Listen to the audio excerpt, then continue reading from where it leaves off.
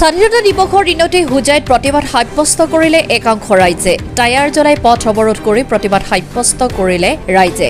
হোজাই উত্তৰ বিদ্যানগৰ 9 আৰু 10 নম্বৰ ৱাৰ্ডৰ ৰাইজে সাব্যস্ত কৰিলে প্ৰতিবাদ আৰু উত্তৰ বিদ্যানগৰৰ বিধ্বস্ত পথৰ মেৰামতিৰ দাবীত ৰাইজে সাব্যস্ত কৰিলে এই প্ৰতিবাদ। যোগীজন উন্নয়ন খণ্ডৰ অধীনৰ ৰাধানগৰ পঞ্চায়তৰ উক্ত পথছোৱা সুদীৰ্ঘ 15ৰ পৰা 20 বছৰ ধৰি এলাগি কৰি ৰখাৰ অভিযোগ স্থানীয় ৰাইজৰ। এজাক বৰষুণতেই খালহেন হৈ পৰে পথছোৱা, ফলত স্কুলীয়া ছাত্ৰ ছাত্ৰী তথা পথচাৰী ভুগিব লগা হয় জমৰ যাতনাত। কেইবাগৰাকীও জনপ্ৰতিনিধিক অভিযোগ দিয়াৰ পিছতো উক্ত বিধ্বস্ত পথছোৱা মেৰামতি কৰি নিদিয়াৰ অভিযোগ। পথছোৱা মেৰামতি কৰি নিদিয়ালৈ ভোট বৰ্জনৰ দাবী স্থানীয় ৰাইজৰ। অৱশেষত ৰাধানগৰ পঞ্চায়তৰ আঞ্চলিক সদস্য প্ৰসঞ্জিত দাসৰ উপস্থিত হয় আৰু ৰাইজৰ মাজত কয় অহা মংগলবাৰৰ ভিতৰত ৰাস্তা ঠিক কৰি দিব আৰু নহলে নিজেই প্ৰতিবাদত বহিব বুলিও কয়। Bureau report Assam north east news live.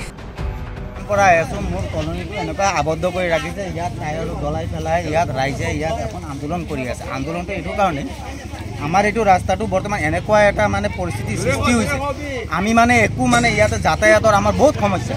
আমাৰ পিছফালে চাব পাৰে ইয়াত এখন চৰকাৰী LP স্কুল আছে, য'ত ল'ৰা ছোৱালীৰ যাতায়াতৰ বহু সমস্যা হয়। অলপ আগত গ'লে এখন চৰকাৰী শ্মশান পাব, য'ত আমাৰ বহুত অসুবিধা হয়। ইয়াত এখন এইটো কলনীতেই, এইটো বৰ্তমান আমাৰ আগতে 7 নম্বৰ আছিলে, বৰ্তমান 9 number ward, Radhanagar panchayat 9 number ward. আমাৰ এইটো কলনীটোৰ নাম 126 নম্বৰ খণ্ড। আমি এইটো ৰাস্তাৰ আজি এনেকুৱা যাতায়াতৰ এখন অসুবিধা পাই আছোঁ যে আগত আমাৰ 2014ৰ পৰা আমাক এখন ইয়াত প্ৰবঞ্চনা দি আছে ইয়াৰ নেতাবিলাকে যে আমাৰ ৰাস্তাটো হৈ গ'ল। ক'ত হৈ গ'ল? চেংচন কি হৈ গ'ল? মনোজ দাস সি কৈ আছে যে এইটো PWD চেংচন। বিশ্বজিৎ টাইটেলটো পাচি, বিশ্বজিৎ পাচি বৰ্তমান আমাৰ ৰামু কাকাৰ PA হয়। সি বৰ্তমান কৈ আছে এইটো চেংচন হৈ গ'ল। তথাপি আমাৰ এই ৰাস্তাটো এতিয়ালৈকে একো সংশোধন হোৱা নাই। আজি আমি বিচাৰিছোঁ যে আমি গোটেই ৰাইজ ইয়াত আমি ওলাইছোঁ, আমি কেনেকৈ ইয়াত যাতায়াত, আমাৰ যাতায়াতৰ কাৰণে অসুবিধা নাই, আমি নালা নৰ্দমা পাৰ কৰি আমি মুকলি বজাৰ যাব পাৰিম, আমাৰ অসুবিধা নাই। কিন্তু ল'ৰা ছোৱালীবিলাকে কেনেকৈ স্কুললৈ যাব আমাৰ সেইটো এখন চেংচনটো হৈ গ'ল। এইটো আজি নহয়, 2014, 15, 16, 17 হৈ গ'ল। কোনে প্ৰবঞ্চনা দি আছে? মনোজ দা। কোনে প্ৰবঞ্চনা দি আছে? সুজন নাথ। কোনে প্ৰবঞ্চনা দি আছে? মধুমিতা বিশ্বাস, আমাৰ এক্স প্ৰেচিডেণ্ট। সুজন নাথ আমাৰ এক্স মেম্বাৰ, এইটো কি নাম আছিলে? মনোজ দাস আমাৰ এক্স প্ৰেচিডেণ্ট।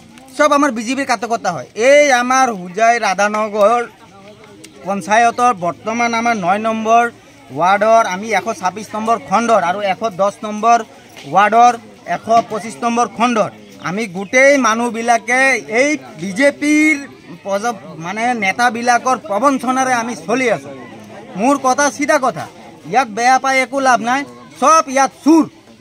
সুজন নাথ আমাৰ এক্স মেম্বাৰ, মধুমিতা বিশ্বাস আমাৰ এক্স প্ৰেচিডেণ্ট, মনোজ দাস আমাৰ এক্স প্ৰেচিডেণ্ট, আমাৰ ৰামু কাকা বৰ্তমান MLA, সিহঁত সব চুৰ। আমাৰ ৰাস্তাঘাট বনাই দিয়ক, আমি আগতো আমি এই চৰকাৰৰ ছাপোৰ্টত আছিলোঁ, বৰ্তমান আমি এইটো চৰকাৰৰ ছাপোৰ্টতে থাকিম। মোৰ আৰু একো ইয়াত ক'ব নাই।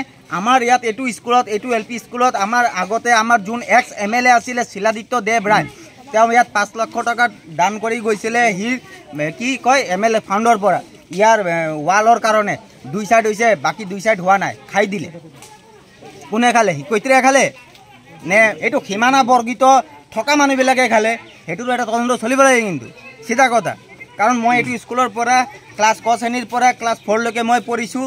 তাৰপিছত মই বেলেগ স্কুলত গৈছোঁ, মোৰ ৰোল নম্বৰ 1, এতিয়াও 1 আছিলে। বৰ্তমান মোক ক'ব নাযাওঁ, বৰ্তমানো মোৰ নম্বৰ 1তে মই কাম কৰি আছোঁ।